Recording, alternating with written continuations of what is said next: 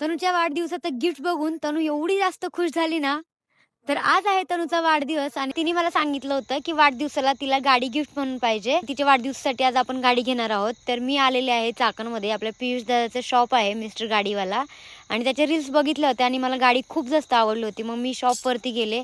भरपूर गाड्या बघितल्या त्यामध्ये आणि ती म्हटली होती स्कूटी घ्यायची. मग मी ही रेडवाली स्कूटी घेतली जेणेकरून ती एकदम दणकट होती आणि त्याच्यामध्ये साऊंड सिस्टीम, ब्लूटूथ वगैरे सर्व होतं.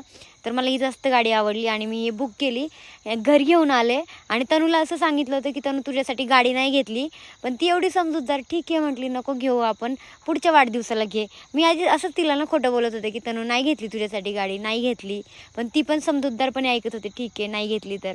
आणि त्यानंतर आम्ही तिचा केक वगैरे कट केला, केक चारला तिला आणि खुश झाले. तिला म्हणलं चल आता आपण ड्रेस घ्यायला जाऊ. ठीक आहे म्हटली, काका छानपैकी ड्रेस घ्या मला.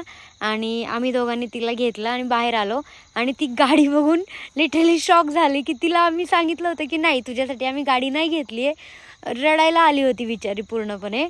तर तिचा आनंद बघून आम्हाला खूप जास्त भारी वाटलं, खूप जास्त खुश झाली होती ती. मग तिने आम्हाला मस्त अशी पप्पी वगैरे दिली आणि हग केलं. आणि तनू तुला वाढदिवसाच्या खूप साऱ्या शुभेच्छा.